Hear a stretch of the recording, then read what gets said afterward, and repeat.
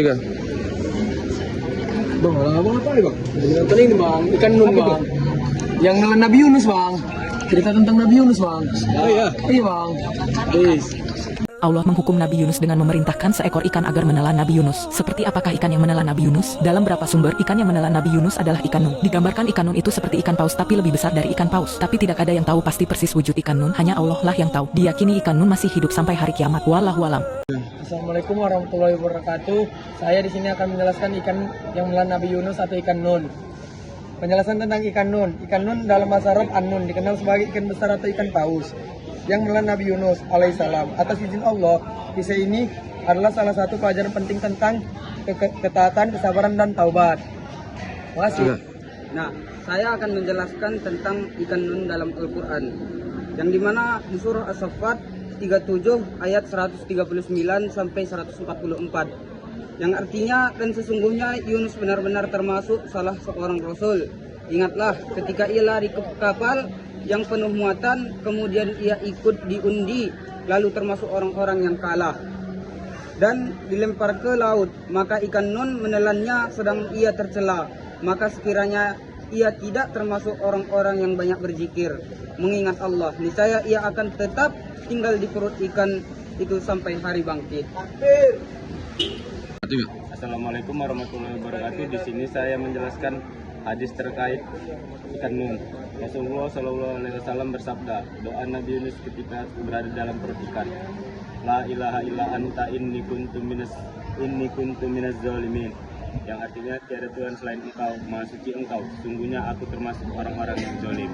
Hadis riwayat Tirmizi.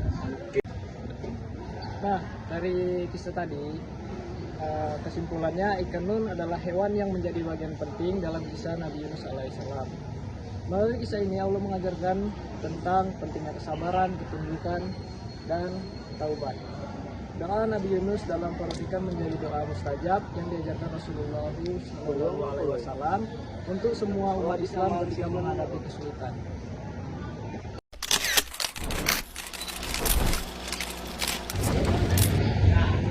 Pengennya apa ya?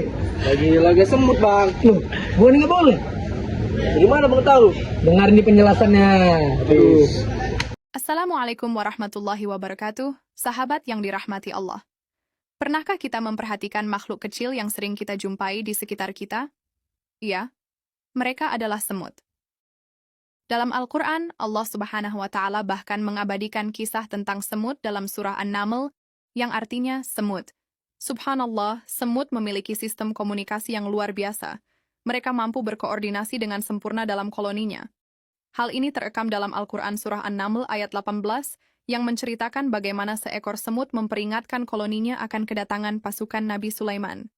Hingga ketika mereka sampai di lembah semut, berkatalah seekor semut, "Wahai semut-semut, masuklah ke dalam sarang-sarangmu, agar kamu tidak diinjak oleh Sulaiman dan tentaranya, sedangkan mereka tidak menyadari."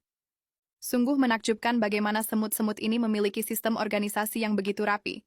Mereka hidup dalam koloni yang bisa mencapai jutaan anggota, namun tetap tertib dan teratur. Saya akan menjelaskan tentang semut. Penjelasan tentang semut. Semut adalah makhluk kecil yang hidup berkelompok. Dikenal sangat disiplin, rajin, dan kompak. Dalam Islam, semut dijadikan contoh teladan dan pelajaran moral bagi manusia. Karena sifatnya yang kerja sama, sabar, dan tidak sombong meskipun kecil. Gimana bang? Oke. Di sini saya akan menjelaskan tentang semut dalam Al-Quran. Surah An-Naml 27 ayat 18-19. Hingga apabila mereka sampai di lembah semut, berkatalah seekor semut, "Hai semut-semut, masuklah ke dalam sarang-sarangmu, agar kamu tidak diinjak oleh Sulaiman dan tentaranya." Sedangkan mereka tidak menyadari, maka Nabi Sulaiman tersenyum sambil tertawa karena mendengar perkataan semut, dan ia berdoa, "Ya Tuhanku, berilah aku ilham untuk tetap mensyukuri nikmat-Mu yang telah Engkau anugerahkan kepadaku dan kepada kedua orang tuaku." Nah, Rasulullah Shallallahu Alaihi Wasallam pernah bersabda tentang melarang untuk membunuh hewan seperti semut, yang dimana Rasulullah Shallallahu Alaihi Wasallam bersabda telah dilarang membunuh 4 hewan, yang dimana hewan tersebut ialah semut, lebah, burung hudhud, dan juga surat. Di dalam hadis Abu Daud nomor 5267 yang artinya semut tidak boleh dibunuh tanpa alasan karena ia juga makhluk Allah yang bertasbih kepadanya. Assalamualaikum warahmatullahi wabarakatuh. Saya akan menjelaskan materi semut. Kesimpulannya tadi, semut dalam Al-Quran dan hadis menjadi simbol kebijaksanaan, kerja keras, dan ketertiban. Allah menjadikan pelajaran bagi manusia agar bersyukur, tidak sombong, dan berperilaku adil pada terhadap makhluk kecil. Kisah semut juga menunjukkan bahwa setiap makhluk Allah memiliki nilai dan hikmah sendiri yang harus dihormati dan dijaga keberadaannya. Sekian, terima kasih. Sekian dari kelompok kami, kelompok 13. Wassalamualaikum warahmatullahi wabarakatuh.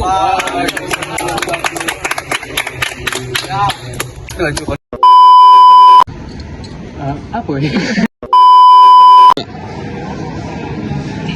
Bang, orang abang apa ya bang? Jadi ini bang, lagi nonton ikan nun bang. Apa itu? Ikan nun yang nol.